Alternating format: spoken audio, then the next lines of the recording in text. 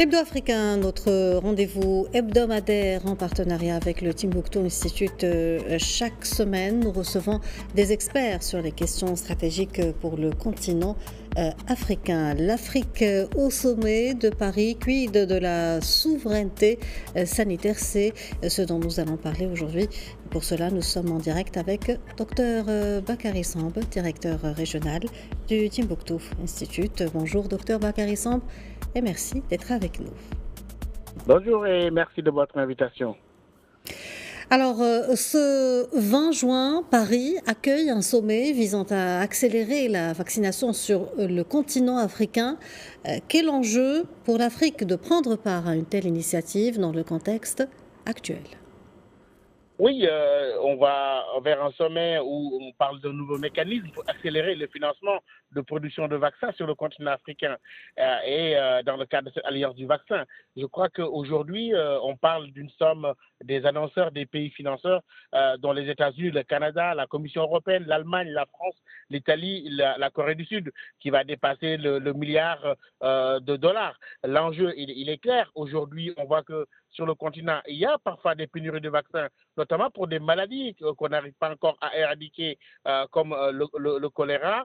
Et je crois que dans les années à venir, d'ici 20 à 30 ans, il faudrait que l'Afrique se prémunisse de ces pénuries, justement, mais aussi faire face à d'autres types de maladies qui sont annoncées sur le continent.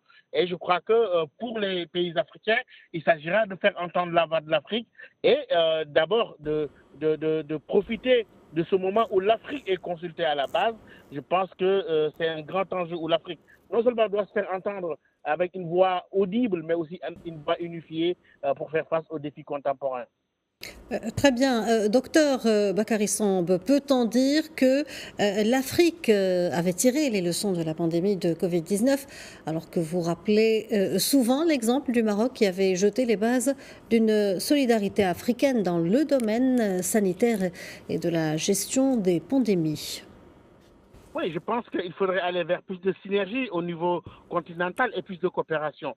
On se souvient le geste du Maroc à l'égard des pays africains durant la pandémie de Covid-19 où avec l'arrêt total de la circulation et du transport mondial, le Maroc, comme étant un pays africain, avait fait jouer la solidarité avec le partage de ce dont il disposait avec les pays frères africains. Et je crois qu'on devait apprendre de cette expérience-là pour aller vers une culture de solidarité africaine et de développement de synergie qui pourrait justement aider les pays africains à aller à plus d'autonomie, mais cela demandera beaucoup d'efforts qui sont loin d'être atteints aujourd'hui au regard des difficultés auxquelles font face nos pays, notamment sur le domaine des vaccins et de la gestion des crises sanitaires.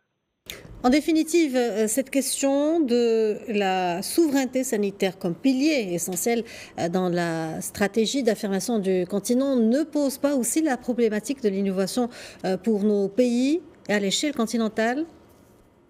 Oui, je crois qu'aujourd'hui, l'enjeu est là. Quand on regarde, par exemple, le paludisme qui fait partie des sujets évoqués aujourd'hui par l'Alliance du vaccin, qui incitera par ailleurs des donateurs à participer au financement dont on aura besoin pour tous ces programmes à partir de 2026 et 2030.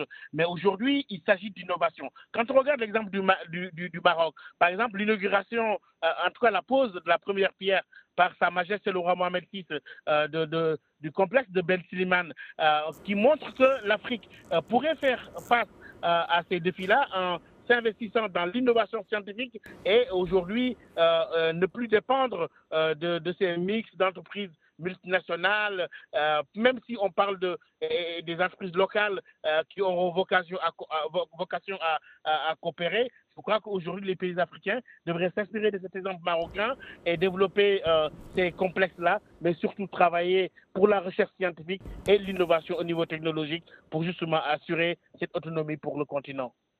Docteur Bakary Samb, merci pour cet éclairage. Je rappelle que vous êtes directeur régional du Timbuktu Institute. Merci de votre invitation.